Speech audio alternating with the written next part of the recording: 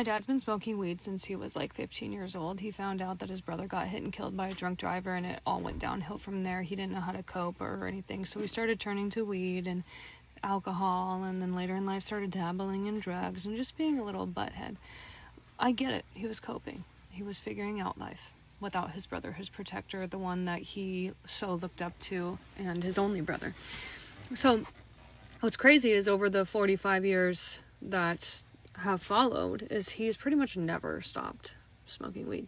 Even after his first stroke, when he laid down alcohol, he never quit weed. After his second stroke, when he laid down cigarettes, never quit smoking weed. He's always been a weed stan. Every month when I take him grocery shopping, we stop at the pot store, and he's a regular there. He drops hundreds of dollars there because he has neck pain, he has back pain, he's just in pain, and he's continuing to cope and to numb. Personally started using marijuana at a younger age than even my dad to cope with all of my problems. That's a story for a different day. But I felt very recently a clear calling from God, like, you need to stop. It was messing with my mind. It was an idol in my life. I didn't like it anymore. We're not friends. We're not on good terms. I don't care if you do it, but it's just not for me anymore. And so my dad, whenever he'd offer me his little Benjamin, I said, no, I don't do it anymore. And he's like, wow, okay, good. And I said, would you ever stop? And he's like, no. And he just laughed. And my entire life I've known him to be a user of marijuana. And I thought, there could be worse things you're using. So whatever, you're using it for your pain. Whatever excuse I had in the book. I can't control another grown man. Okay.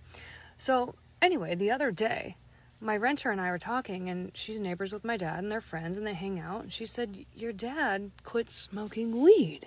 I said, whatever do you mean by that? And she said, well, I went over and offered him a Benjamin, and he held it in his hand and tried to get the words out and was like, no. And then through the game of charades we all play with my dad because of his disability, she figured out that he had not only quit smoking, but he gave all of his supplies to my husband. And I'm like, well, I didn't hear about this. So I immediately go talk to my husband. I said, did my dad give you all of his supplies? And he said, yeah, I just put him in this area because, every month my dad kind of goes through this rapid cycle thing where he gets rid of stuff or puts stuff outside until he wants it back.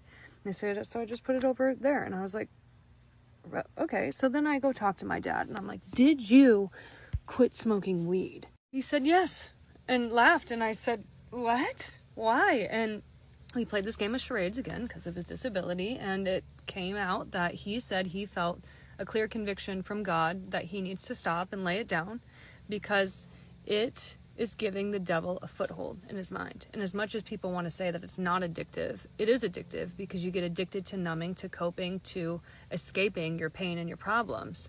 And